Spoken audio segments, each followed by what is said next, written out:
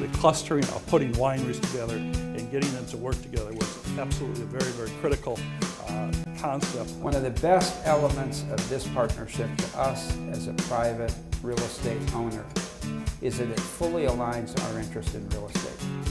I think the other fun thing about our future is, like I said, we're going to do some real estate deals, and it's finally starting to come back.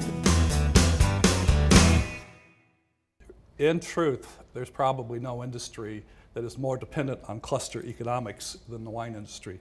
By 1990, we created the Washington Wine Commission, where we taxed ourselves. The state gave us some money, and today that amount of money is about $4 million that we spend marketing Washington wines around the world. The clustering of putting wineries together and getting them to work together was absolutely a very, very critical concept, and I think had we not done it, we would still be struggling today.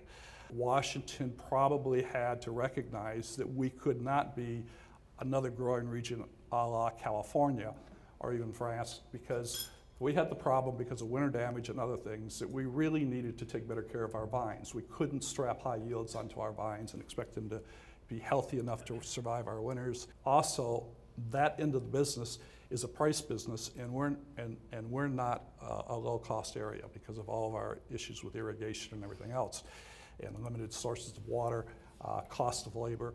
So I stressed that it was really a good news story, which is that we were going to be a premium area, and that therefore we had to have growers grow premium grapes. It's said in our industry, and it's true, that 85% of the quality of the wine is in the grape. And so when you have a $50, $80 bottle of wine, 85% of that quality that you're drinking was put there by the grapes. And so there's just a lot of more clustering going on, which facilitates the learning, and also, more than the learning, facilitates the storytelling. And that was the big issue with us, is that we had to, after the meeting that we first had, and the mantra that I kept and got others to keep hitting was, we have to tell a common story. We're so much smaller than everybody else, so therefore we have to project our voice by all using the same story and say it over and over again. And if you wanted to play God and create a perfect viticultural region, you would basically design something very analogous to Washington. Wine is like religion, and that's our biggest barrier. There's really no other product that has so much emotion attached to it. And so there's a lot of people, even in this room, who drink Washington wines, but their heart is in France or Italian or whatever, because we put so much passion into wine, and it's hard to give that up. So it's hard to convert, let's say, the Catholic to become the Methodist. We're calling it the Great Recession. Obviously, it's been the biggest downturn in 80 years, or approximately a very, very long time. And it was caused by a variety of factors. I'm not going to get into the minutia. We've all heard those minutia detailed speeches. I've even been involved in a couple of them. So this is more big picture, just to give a sense of what's going on and how we got here. Really many causes: the housing crisis, the subprime lending, all of those issues, the investment bank turmoil, and probably the best explanation I heard of the CBS downturn and the difficulties they had with the CMBS and the subprime mortgages. I mean, if anybody heard the famous Mike Makar's presentation a couple years ago at NAIOP, where he had a very beautiful box that was all wrapped up, and that was representative of a CMBS pool of loans, and as you unwrap the box, what was inside was pretty much unmentionable, and that's what happened with a lot of these CMBS deals that caused so many problems. This comes from a great quote. I was interviewing one of the senior bank officials for the state, and I asked him, was there really a common theme that the community banks had when they were starting down this troubled road? And he said, well, that's easy. He said, an excess concentration of construction lending may be bad for your health. So talking a little bit about culture at community banks and why are they different why are they different from the large banks? You know, one thing community banks offer is a direct access to senior managers and I mean top managers. Interestingly enough, if you visit our Broadway store, there's a phone there. Pick up the phone. One of the lines on the phone is a direct line to our president and CEO. I'm not thinking you find that in too many big banks, but maybe you do. It's very interesting. The frontline employees have the discretion to make more decisions. That I'll get into that a little bit more and give you a couple of examples that are classic.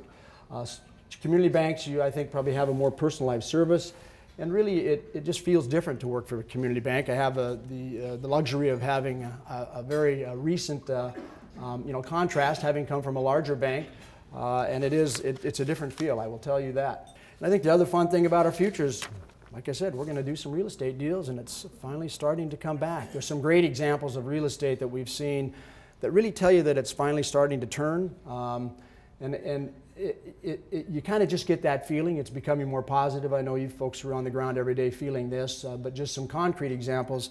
Again, talking to that state official, his comment was this is the first time he's starting to see the OREO, which is other real estate owned, which is on banks' books, usually because of foreclosure, where he's actually seeing the sale of that property be above book value, either equal to or above book value. He said a year ago, that was not happening at all. A second example of something that's very positive, I heard from one of our clients about 3 weeks ago that they got an appraisal on a piece of industrial property that they had been working on a refinancing program with.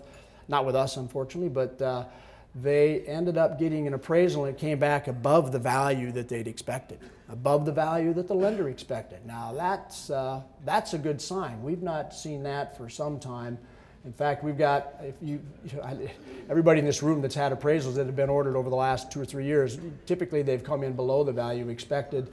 Probably the worst example I'd heard of was an appraisal that came in and it was, ended up a loan went from about 75% loan to value to about 850% loan to value.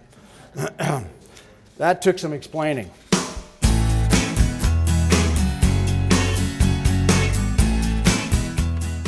If you really believe and dig deep in your own set of preferences, everybody aspires to live a long and rich life. Most of us, however, have some level of fear or, I guess, trepidation that that long part and the later part of that life might not be rich and rewarding. You know, when you think about it in those contexts, it's not unrealistic to understand why so many people don't think about aging until much later in life. And subconsciously, none of us are in a rush to get there. But what senior housing is all about is really all about making sure that for those who are fortunate to live a long and rich life, that those later years are just as rich and rewarding as their middle years of adulthood. I think one of the things that I'm most proud about as we look back on this company is that it is predominantly an operating real estate company. We do provide services. We do provide a very strong return to our investors. But we also have done many other things that we're very proud of with the team members and been recognized for. Family Business of the Year, 3 out of 10 years. We've been recognized by the Better Business Bureau of Washington and Oregon as the best big company of the year. We have recognition for innovation, for levels of care and fitness, and the top private companies in the state, along with one of the best companies to work for. In the next 5 years, 1/3 of our population will be 65 and older. By 2030, which is becoming distressingly close in our horizon for most of us, we'll have over 70 million Americans at age 65 and older. And 1 in every 5 will be considered a senior. One of the best elements of this partnership to us as a private real estate owner is that it fully aligns our interest in real estate. When we get an attractive piece of real estate, as most of our Merrill Gardens properties are, we want to own that real estate long term. I don't want to have someone sit there 7 years out or 10 years out and say, whoops, I hit my threshold, time to sell the real estate. Healthcare REIT, as a REIT, has no interest in selling real estate. So we've fully aligned our interest in ownership with both parties having an indefinite time frame for ownership, which is a great place to be. The partnership is important to us for a couple of different reasons. One, as a private company competing against public companies in this space, access to public debt and equity is frankly more efficient and is priced better. As a private company, we didn't have the same access. Through the joint venture, we can now access the public debt and equity markets on an equal footing with any public company. It also answers a question that none of us in the real estate industry want to really deal with at this point, and that is, what's the future of Fannie Mae and Freddie Mac? Fannie Mae and Freddie Mac have been almost the primary source of financing, long-term financing for senior housing. They understand it, but if something should change in this political process of resolution, we now have access to the public debt markets at equal or better pricing to Fannie Mae, and that's a tremendous advantage to us as we look forward.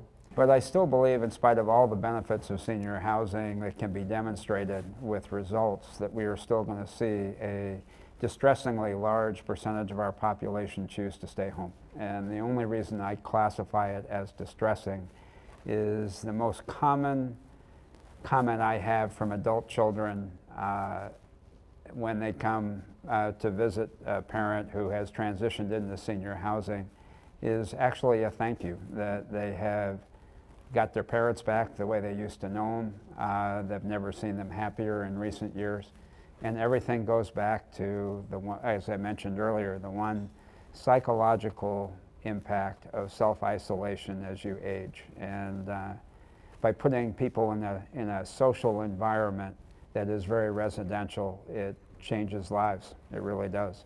I'd just like to add that Bill and I are thinking that there's an opportunity for building a large retirement community in the center of a vineyard for those people, for those people that, you know, like to garden and work on wine.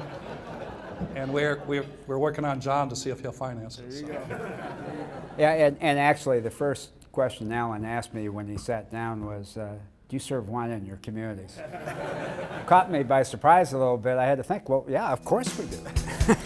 Well, thank you very much, everybody, for coming. Thank you, our speakers, for doing a great job. And we'll see you here next year.